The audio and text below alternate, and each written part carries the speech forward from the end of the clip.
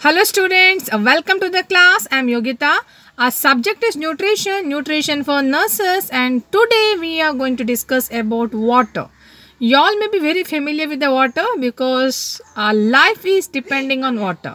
Now, human beings, they can survive without food for some weeks, like 6 to 10 weeks approximately. But without water, it is difficult to survive even a week. That's why we are able to understand the importance of water in our life. Now, the important function of water. Water helps to regulate the body temperature. Water absorbs the heat slowly so that it helps to maintain the body temperature. You might have seen when the person is having excessive or high fever, we are giving a tepid sponge or water sponge bath so that we are able to regulate their body temperature. Water, it provides the shape and structure to the cell, tissue and many organs. Water also act like a transport so that it transport the components in all over the body. That's why whenever we eat any kind of food, that will reach to all the parts of body. Water also directly participate in a different kind of different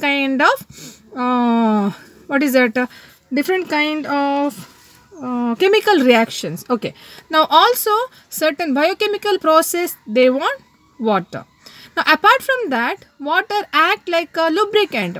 We can see here in our mouth saliva. See, it gives a kind of lubricant feelings. So it keeps the mouth and esophagus tract lubricant and very soft so that we are able to chew and eat and swallow the food easily. So these all are the different function of water. Also, water helps to maintain the water level balance in the body so that all the functions work normally in our body. Water is very important so that we can excrete out the waste products from our body. Many forms we are excreting in the form of urine, in the form of feces, in the form of sweat. We are excreting out all the unwanted waste products from our body. Next, the water distribution in our body. As you all know, human body, 60% of body weight is made up of water. Now here we can see two type of fluids, intracellular fluid and extracellular fluid. Intracellular fluid means the fluid which present inside the cell is called intracellular fluid, and the fluid which is present outside the cell is called extracellular fluid. Now in extracellular fluid, again we can find two forms, intravascular fluid and extravascular fluid. Now how this distribution of this fluid has occurred? Now intracellular fluid is made up of 40% of body weight, and the extracellular fluid is made up of 20% of body weight. That means altogether 60%. Now in extracellular fluid, intravascular fluid is made up of 4% of body weight, and the extravascular fluid is made up of 16% of body weight. That means now altogether 20%. Okay. Now next concept is daily requirement of water. Now how much water is required?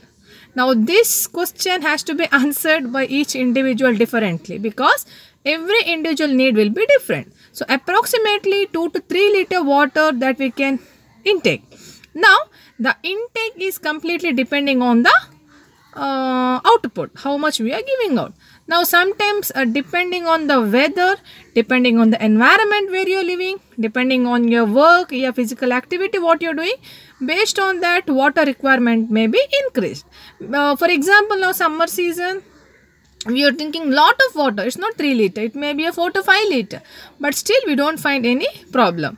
Now in a healthy individual, how much amount of water you are intaking, the almost same amount of water will be excreted out. So there is no problem, no harm in taking of excessive amount of water fluid unless you have any kind of certain disorders. Apart from that, normal healthy individual, no problem. So this is the daily water requirement of an individual, normal healthy man.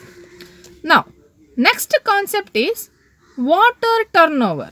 Now water turnover is a process which is a balance between water intake and water output. Now how do you take the water intake?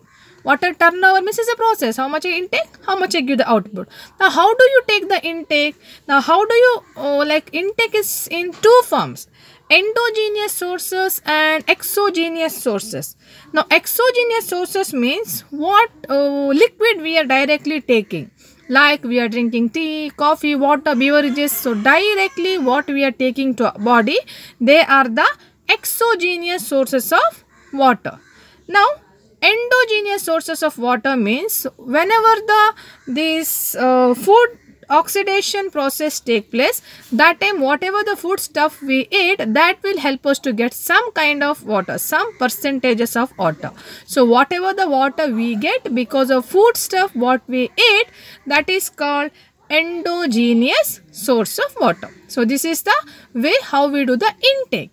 Now how the output will take place. Now output, it's very normal. How much you has taken input, that same amount will be excreted out. Now in the form of urine, 1000 to 1500 ml per day will be excreted out. In skin, 450 to 900 ml per day in the form of sweat, and in lungs 300 to 350 ml per day. See, when we breathe, this air, whatever we have, moisture will be there. So that is a way also we are excreting out the waste. Water will go out. Now feces, 150 ml per day. So this is how the water turnover is taking place in the body. So this is one of the important concept. Today we discussed about water, function of water, and daily requirement of water, and type of or forms of water forms. Then how the water turnover take place in our body. Intake and output of water. I hope you understood. Please keep reading and keep watching so that I'll meet you in the next class with a new concept. Thank you all.